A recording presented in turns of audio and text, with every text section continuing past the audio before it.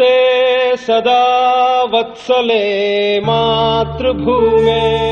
Doctor Keshavrao Baliram Hedgewar समाज में रोपे संस्कार, राजनीति को छोड़ा, समाज को जोड़ा, जगाई देश की भक्ति, संघ बना शक्ति।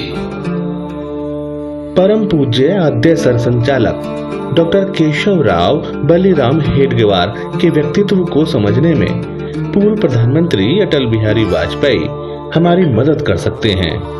अटल जी डॉक्टर हेडगेवार के बारे में कहते हैं, पथ पर चलते चलते ही वह राह बन गया, तिल तिल कर जलते जलते ही दाह बन गया।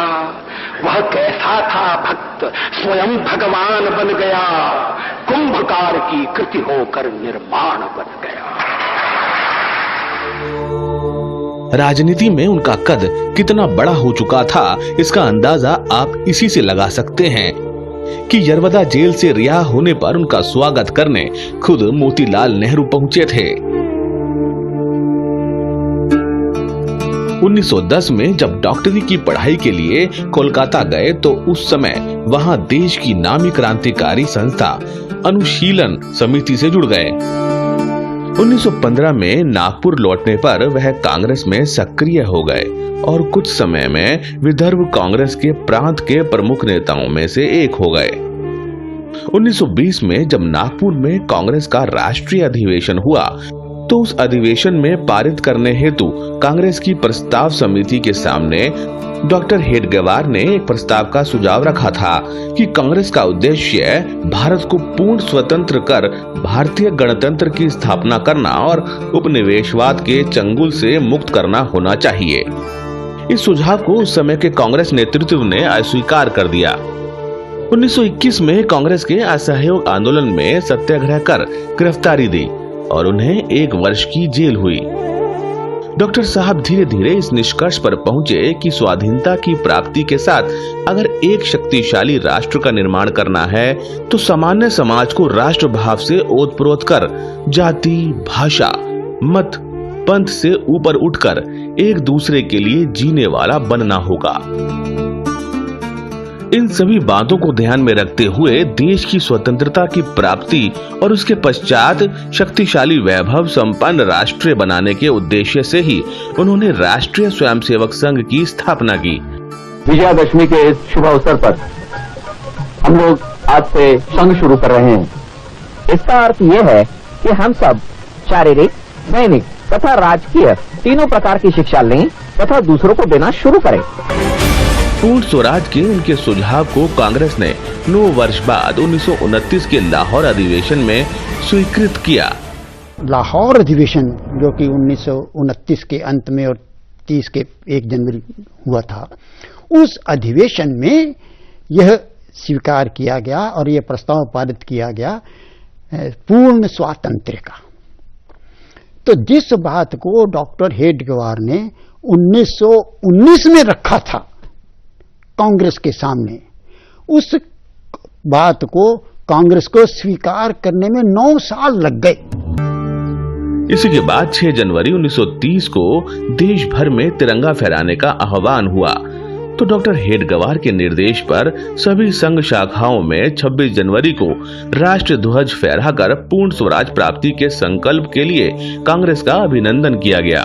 1925 में विजयदशमी के दिन संघ कार्य की शुरुआत के बाद भी उनका कांग्रेस और क्रांतिकारियों के प्रति रुख सकारात्मक रहा। यही कारण था कि दिसंबर 1931 में जब महात्मा गांधी द्वारा नमक कानून विरोधी आंदोलन चलाया गया तो उसमें भी उन्होंने अप्पाजी जोशी सहित अनेक सहयोगियों के साथ सत्याग्रह में भाग लिया, जिसके लिए उन्हें 9 महीने की जेल हुई। इसी तरह क्रांतिकारियों से भी उनके संबंध हमेशा चलते रहे। जब 1928 में लाहौर में उप कप्तान सॉन्डर्स की हत्या के बाद भगत सिंह, राजगुरु और सुखदेव अंग्रेजों की पुलिस से बच रहे थे, उस दौरान राजगुरु नागपुर में डॉक्टर हेडगेवार के पास पहुंचे थे। उन्होंने एक प्रमुख संघ अधिकारी भैया जी दाणी के निवास पर ठहराने की व्यवस्था की थी। 1922 में 28 अप्रैल को पहला एकत्रीकरण उनको बुलाना था किसी को, उन्होंने डॉक्टर हेडगेवार को बुलाया वक्ता के नाते। तो डॉक्टर हेडगेवार ने वहां उनको कहा कि गांधी जी का मात्र स्मरण करने से काम नहीं चलेगा, उनके जीवन में जो पराकोटि का त्याग है और संपूर्ण निस्वार्थ भाव से देश समाज के लिए काम करने की जो ललक है उसका हमको अनुकरण करना पड़ेगा। वो सुभाष बाबू से मिले थे, वो सावरकर जी से मिले थे, क्रांतिकारकों से उनका तो संबंध था ही।